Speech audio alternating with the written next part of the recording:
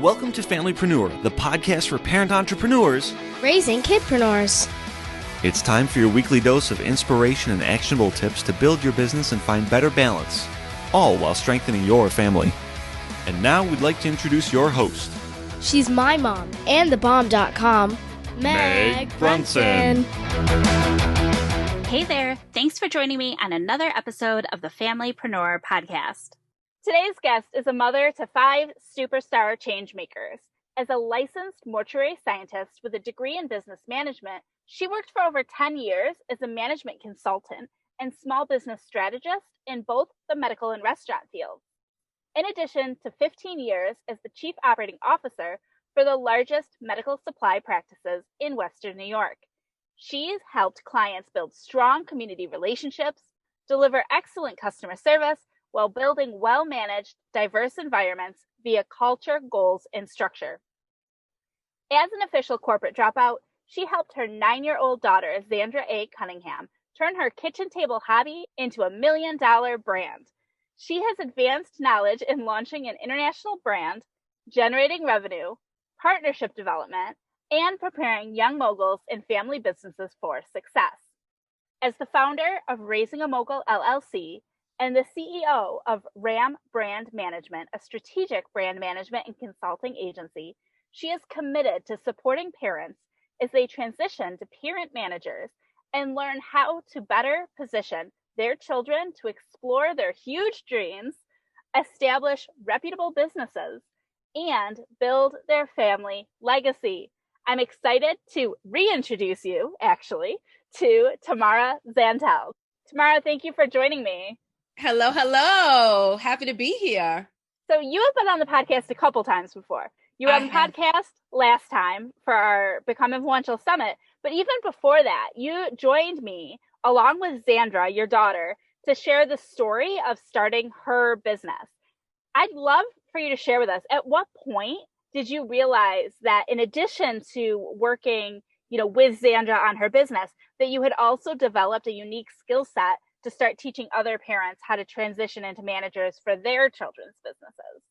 Ooh, that's an awesome question. So I need to say first that when in the beginning in 2009, 10, 11, 12, when Zandra was first starting out, when she started at 9 years old, kidpreneur, teenpreneur wasn't even a thing. So therefore, there was no community. There was no pod or place where I could go get support and information that I needed in order to support my child.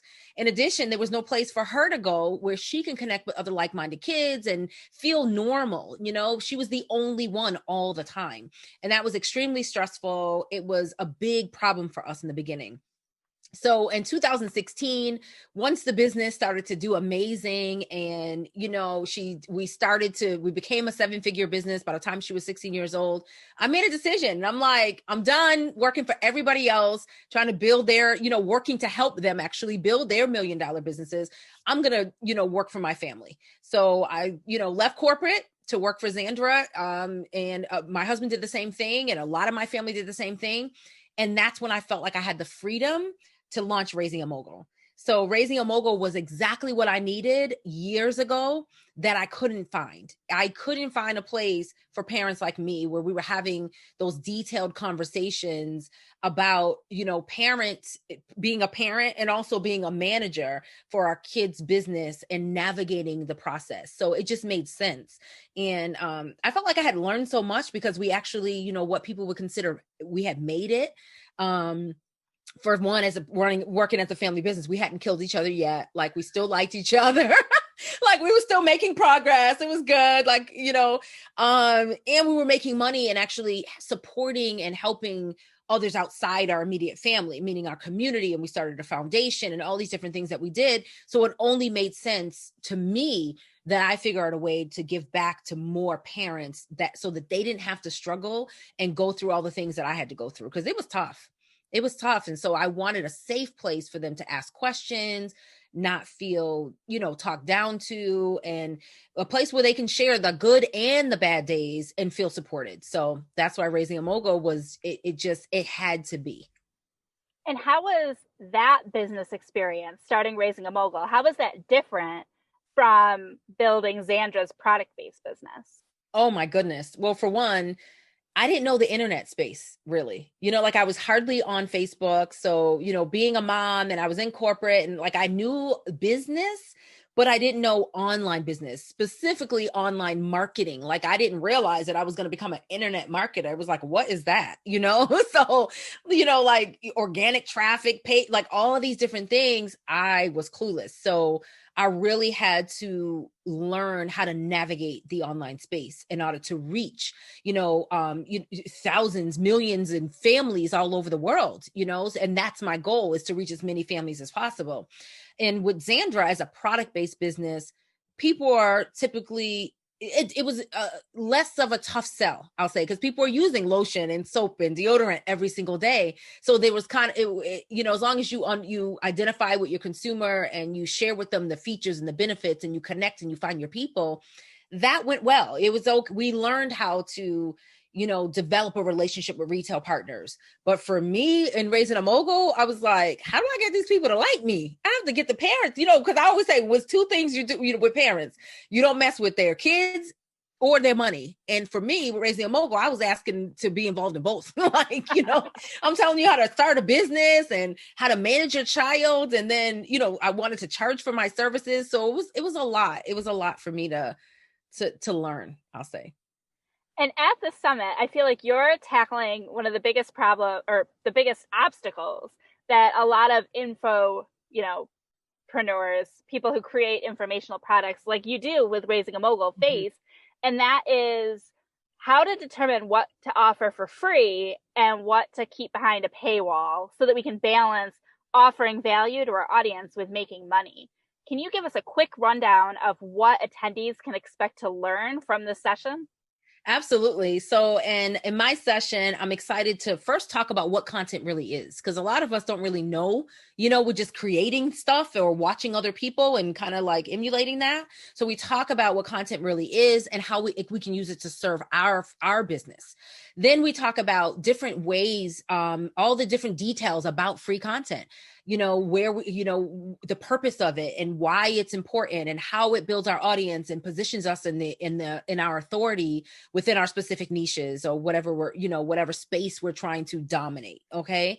Then we go over paid content and your courses and your programs and all these different things. And I kind of talk you through a strategy of identifying and getting really clear about what it is you're going to, what your business structure. Let's talk about that. Your business structure, getting really clear about that, and then kind of backing your way into not getting caught up with the whole giving until it hurts, and then also not making any money because you already gave it away. And basically, listen, I did all that. So that's why I can talk about it with confidence. And I'll say, as somebody who got a sneak peek at the presentation, your paid slides and like clear tips as to what is considered paid content, that's priceless. Just that one chunk of your presentation.